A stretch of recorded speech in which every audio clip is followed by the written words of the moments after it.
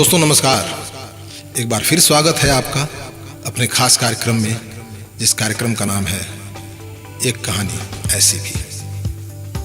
और आज मैं बात करूंगा रफ़ी साहब के बारे में। दो कहानियां छोटी छोटी सुनाऊंगा रफ़ी साहब के बारे में, और उम्मीद करता हूं ये कहानियां शायद आपने पहले कभी सुनी हो। अच्छा, एक बात बताइए, आपने कभी सुना है कि किसी व्यक्ति में कोई कमी हो ही नहीं, कोई बुराई नहीं, कोई शिकवा नहीं, कोई शिकायत नहीं? जी हाँ दोस्तों, आप जब भी किसी व्यक्तित्व के बारे में बात करते हैं तो अच्छाई के साथ साथ उनकी कमियां भी लोग बताते हैं, लेकिन रफ़ी साहब में ऐसी कोई बात थी ही नहीं। इंटरनेट से लेके इंडस्ट्री के लोगों से, पत्र पत्रिकाओं से, अखबारों से, या इधर उधर की कही सुनी बातों को मिलाएंगे आप, तारतम्यता जोड़ेंगे तो चारों तरफ सिर्फ तारीफ ही मिलेगी, रफ़ी साहब की शिकायत नहीं। लेकिन फिर भी इंडस्ट्री के कुछ लोग उनसे नाराज रहते थे, और जानते हैं क्यों? वो नाराजगी की वजह क्या थी? वजह ये थी कि रफ़ी साहब जब भी किसी से मिलते पहले ही सलाम पेश कर देते थे। मौका ही नहीं मिलता था कि अगला आदमी उनको सलाम करे, प्रणाम करे, नमस्कार करे। अब इस बात की शिकायत सबको थी। इतनी बड़ी शख्सियत है, संगीत की दुनिया में कोई उनका जवाब नहीं, कोई तोड़ नहीं।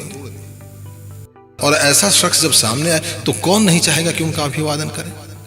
लेकिन क्या मजाल कि वो ये मौका किसी को दे दे। इस बात से लोगों को नाराजगी रहती थी, और ये नाराजगी जीवन प्रयत्न बनी रही। कभी रफ़ी साहब ने ऐसा मौका आने नहीं दिया कि कोई दूसरा व्यक्ति उनको पहले सलाम कर दे।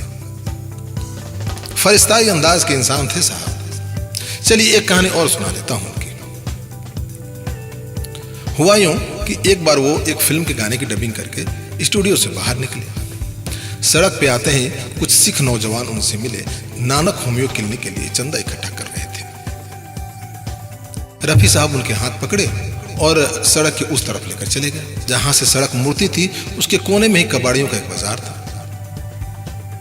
रफ़ी साहब एक कबाड़ी के पास गए और एक हारमोनियम उठा लिया। अब यहाँ यह कहने की जरूरत नहीं है कि वो कबाड़ियों को पहचानता था या नहीं। जिस आदमी की मुरीद संगीत की समझ रखने वाला हर व्यक्ति है, उसको पहचान बताने की जरूरत होती नहीं। खैर छोड़िए, हारमोनियम लिए और एक पेड़ के नीचे बैठ गए।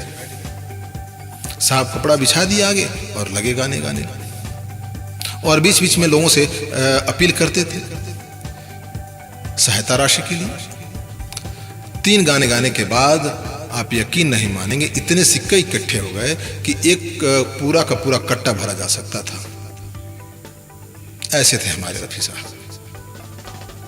जी हाँ दोस्तों, जिन्होंने अपने देश में ही क्या बल्कि विदेशों में भी संगीत की दुनिया में अपना परचम लहराया है, भारत के झंडा को बुलंद किया है। तो चलिए दोस्तों, एक बार फिर से आपका अभिनंदन करता हूं, नमस्कार करता हूं आपको, और ये वादा करता हूं कि आपसे जल्द मिलूंगा एक नई कहानी लेकर, उसी प्रोग्राम में जिस प्रोग्राम का नाम है एक कहानी ऐसी भी। नमस्कार दोस्तों।